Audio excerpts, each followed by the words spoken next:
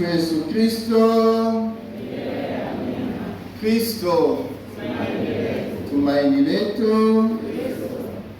Wapendwa wanavijibweni, taifa la Mungu, masomo mawili ya kwanza, Nabii Isaya na waraka kwa Waebrania yanatupa maelezo kamili. Isaya: pigieni kelele za furaha, imbeni pamoja, kwa kuwa Bwana amewafariji watu wake. Bwana ameweka wazi mkono wake mtakatifu machoni pa mataifa yote, na ncha zote za dunia zitauona wokovu wa Mungu wetu. Na ukiangalia mpango wa mtoto Yesu kabisa na macho ya imani, unaona wokovu wa Mungu. Tumsifu Yesu Kristo. Ndugu zangu, Isaya anamzungumzia Kristo kwa maneno ya vitendo kama mbebaji wa amani na wokovu kwetu. Umuhimu leo mbele ya ulimwengu wa vurugu. Picha hii inalingana vyema na Kristo ambaye alijidhihirisha miongoni mwetu akishuhudia upendo wa Mungu. Tumsifu Yesu Kristo. Waraka kwa Waebrania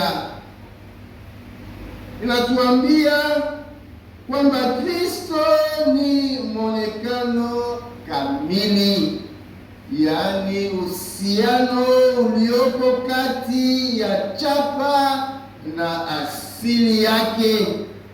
Ukweli kwamba Yesu aliyezaliwa kweli kweli ni mwana wa Mungu, na mwinjilisti Yohane anamuwakilisha Kristo kama nuru ya ulimwengu. Mtoto Yesu kwa kuja ulimwenguni humu anatuletea nuru, anatuletea matumaini. Kumbukeni Dominika ya kwanza ya Majilio, anatuletea amani. Dominika ya pili ya Majilio anatuletea furaha. Dominika ya tatu Gaudete, na anatuletea upendo. Upendo ni Mungu. Wale wana upendo wana Mungu ndani ya mioyo. Bila upendo ya majirani, bila upendo ya wenzetu, hatuna Mungu hata kidogo. Na Yohane anaanza kusema, hapo mwanzo kulikuwako neno, naye neno alikuwako kwa Mungu, naye neno alikuwa Mungu. Huyo mwanzo alikuwako kwa Mungu, vyote vilifanyika kwa huyo, wala pasipo yeye hakikufanyika chochote kilichofanyika.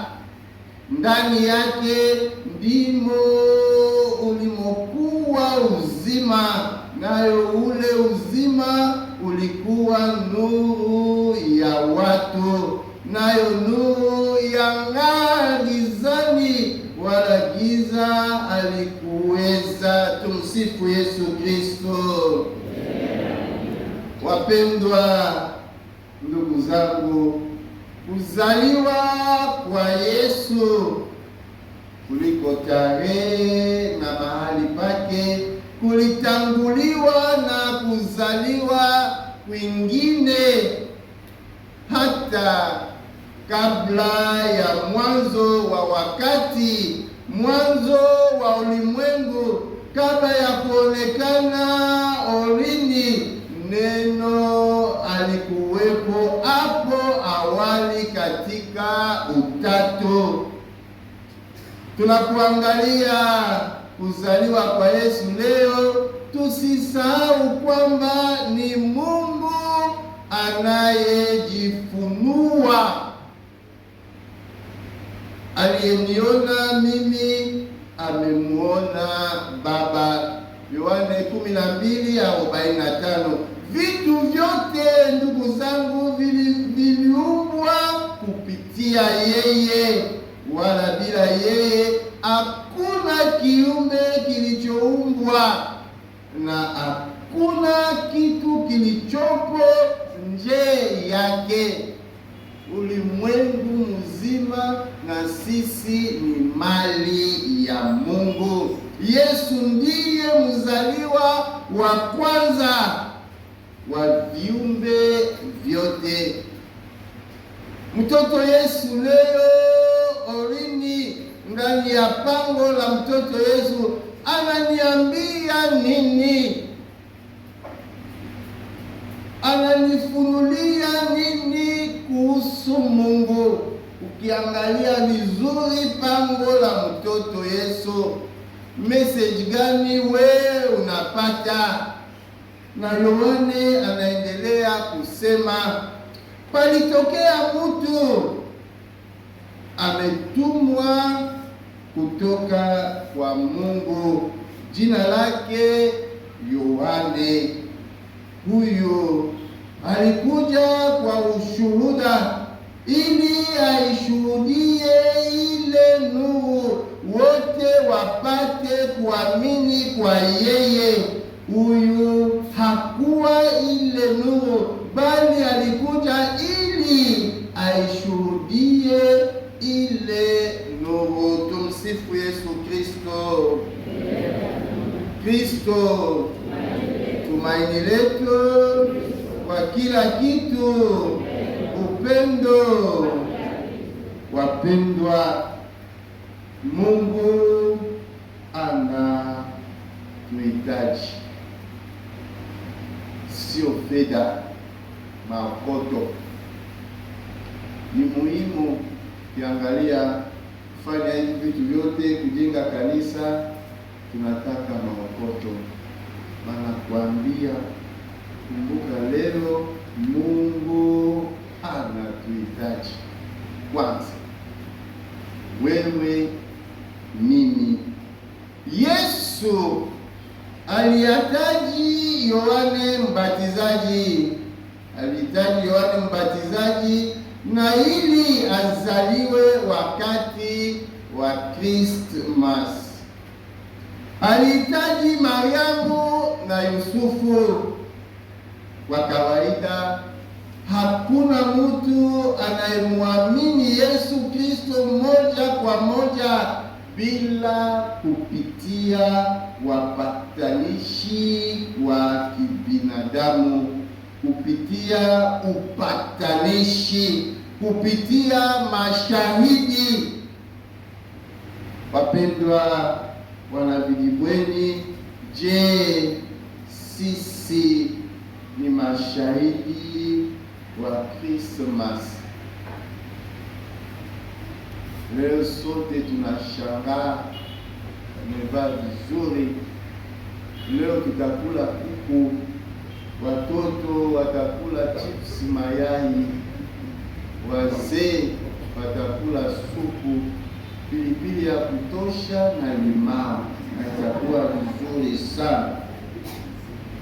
Je, maisha yetu yanazungumza ujumbe ule ule kama wa Yesu katika pango? Je, kwa kweli tunamwamini, au ni kufanya vitu kama sheria kama kila mwaka ni Noeli. Je, kuna kitu kinabadilisha ndani ya maisha yetu? Na Yohane naendelea kusema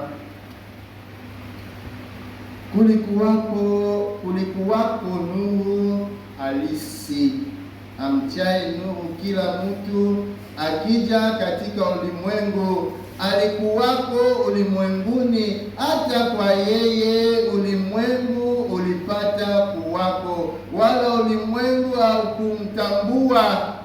Alikuja kwake, wala walio wake hawakumpokea, bali wote waliompokea aliwapa uwezo wa kufanyika watoto wa Mungu. Ndiyo wale walioaminio jina lake, waliozaliwa si kwa damu wala si kwa mapenzi ya mwili wala si kwa mapenzi ya mtu, bali kwa Mungu.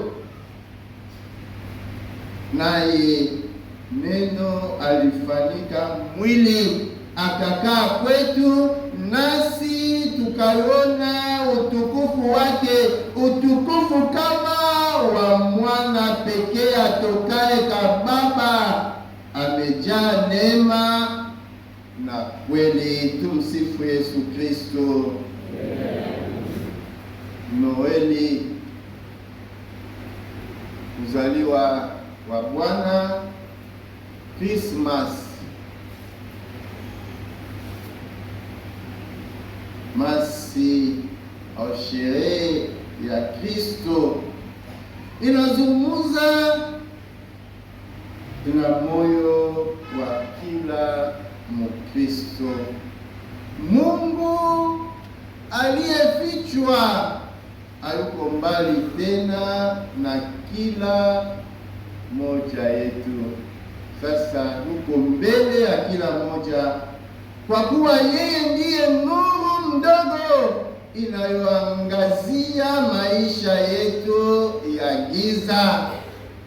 Nini mnaosherekea Christmas leo?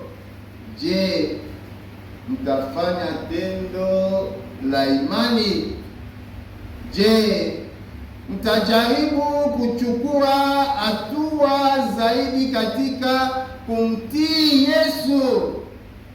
Je, mnamtambua Mungu kama kiini cha maisha yetu ya kila siku? Mungu mmoja tu, hakuna miungu mingine. Wapendwa, sisi Wakristo wa leo kama hivi, mguu mmoja hapa na mguu mmoja kwa waganga.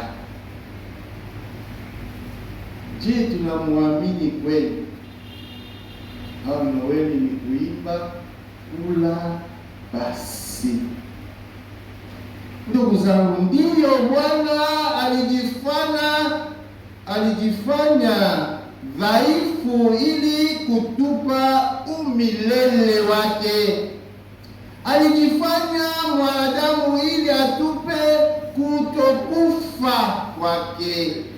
Alijifanyika mwanadamu ili atufanye miungu.